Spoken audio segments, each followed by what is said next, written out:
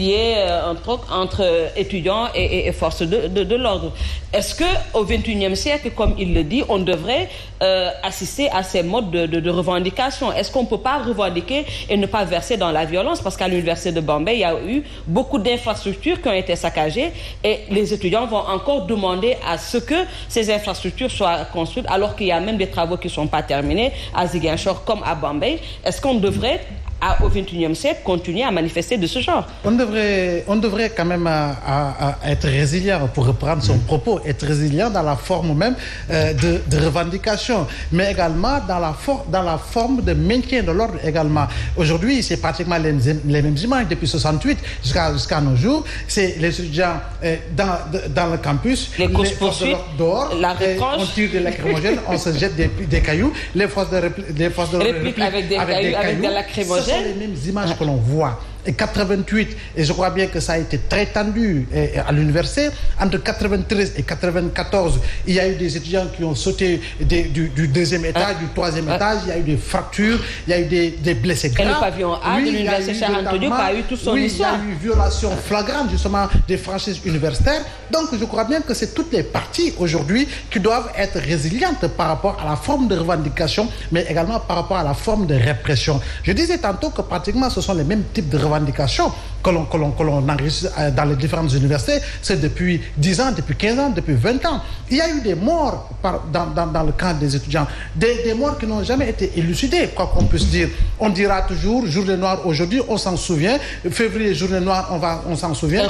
Janvier, février, journée noire, on s'en souvient. Mais quelle a été véritablement les enquêtes fortes, impartiales, qui pouvaient permettre justement d'aller dans le sens d'élucider ces crimes qui ont été commis justement dans l'enceinte de l'université et qui ont touché de plein fouet des étudiants sénégalais. Là également, à ce niveau, je crois bien que il appartient aux autorités de pouvoir se dire et qu'effectivement, aujourd'hui, nous avons besoin d'avoir une autre forme d'université. Et nous devons avoir véritablement des propositions totalement endogènes, des propositions sénégalaises, et par rapport justement à nos besoins.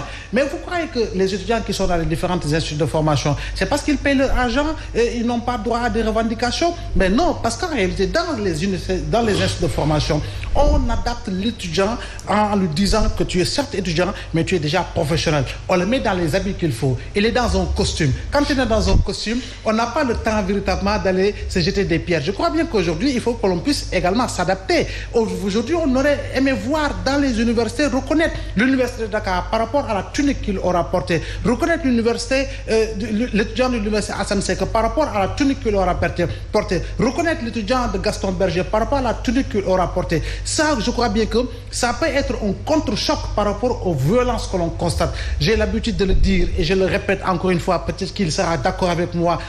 Dans l'université même, Serigne Salou, qui est mon aîné, a véritablement fréquenté le couloir de la mort. Evelyne, tu as fréquenté le couloir de la mort. Mais le couloir de la mort même est d'abord source de violence. Je crois bien que vous devez vous battre, vous qui êtes encore à l'université, pour aller dans le sens de changer de dénomination, même le couloir, afin que véritablement ça attise un tout petit peu les formes de tension. Aujourd'hui, on devrait pouvoir également comprendre et faire comprendre aux étudiants à travers des sessions mensuelles, des sessions hebdomadaires, avec véritablement des sommités qui ont fréquenté l'université Cheikh Anta Diop, qui ont fréquenté l'université Gaston Berger, qui se sont fait un nom au Sénégal, qui se sont fait un nom au niveau de la diaspora, revenir véritablement dans leur temple d'adolescence pour véritablement pouvoir échanger avec les étudiants, pour leur fournir les outils qu'il faut, le comportement qui s'y est, mais que les autorités puissent également continuer d'entendre le cri de cœur des étudiants du Sénégal. Nous avons besoin de notre argent, nous avons besoin de ceci.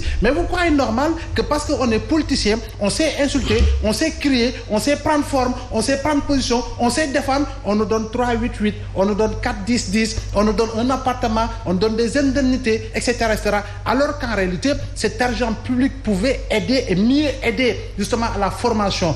permettre aux enseignants de pouvoir effectivement mener leurs enseignements normalement sans véritablement revenir tout le temps pour rappeler véritablement le contenu des engagements. Serigne Saliou, vous êtes dans l'enseignement, vous l'avez rappelé tout à l'heure. Est-ce qu'il ne faudrait pas revoir les formes de revendication? C'est vrai que l'université Cheikh Anta Diop a toute son histoire en termes de revendication, à son lot de morts. Devrait-on au XXIe siècle assister aux mêmes formes de revendication, au bras de fer, saccager des infrastructures qu'on réclame et qui ne sont pas suffisantes? Et il faut également noter qu'on a de plus en plus énormément d'étudiants parce que maintenant au Sénégal, tous les bacheliers sont orientés, si ce n'est pas dans les universités publiques, c'est dans les instituts privés. Ça veut dire que les problèmes vont s'accumuler d'année en année. Oui, et là, ça montre aussi que nous, nos autorités, il y a une part de responsabilité vraiment de nos autorités, en tout cas dans ce qui est en train d'arriver. Vous savez, Evelyne, oui. L'université, ça doit être le moteur même du développement d'un pays. C'est-à-dire qu'il faut injecter de l'argent dans l'université, que ce soit au niveau des étudiants, au niveau aussi des professeurs, au niveau de la recherche. Mais on ne peut pas quand même aujourd'hui trouver des étudiants avec des revendications quand même toujours primaires qui tournent autour des logements, des amphis quand même qui sont en tout cas surchargés, pléthoriques. Et l'université Alioune Diop de Bambey, les revendications tournaient autour de ça au départ. Ça tournait autour de ça.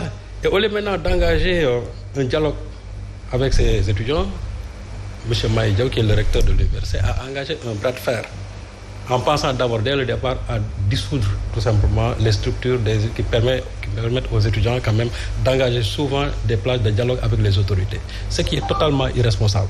Donc ça veut dire qu'aujourd'hui, comme je le disais tout à l'heure, il faut nécessairement mettre de l'argent au niveau de l'université.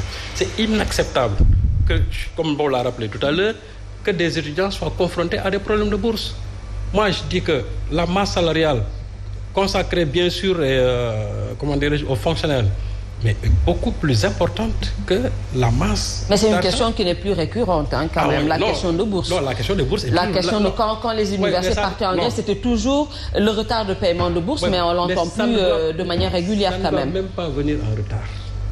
Ça ne doit même pas venir en retard. Ça veut dire dès l'instant qu'il y a un échéancier, ça veut dire qu'il faudra respecter cela. C'est comme si le fonctionnaire qui doit toucher son salaire à la fin du mois et à qui on donne chaque fois le 12, le 13, le 14. C'est-à-dire qu'il y a un déséquilibre même que vous créez au sein même de cette famille-là. Tout à fait. Donc chez les étudiants aussi, idem. Il faut savoir quand même respecter cela. Malheureusement, nous, nos autorités ne respectent pas encore cela. J'ai dit que l'université, ça doit être le modèle de développement et donc il va falloir quand même qu'on y mette quand même de l'argent, ne serait-ce que pour assurer son développement. Mais à la place, qu'est-ce qu'on voit? C'est-à-dire que l'université aujourd'hui est même diabolisée. Regardez, chaque fois que vous passez devant la rue Cheikh Anta Diop, en face même du campus universitaire, vous avez souvent un contingent de policiers en face. Ça veut dire quoi? C'est comme si toujours l'université est en état de siège. Et je dis que dès l'instant qu'on parle de franchise universitaire, cela signifie quoi? Ça signifie que c'est un espace où on se dit que ceux-là qui sont à l'intérieur, ils sont dotés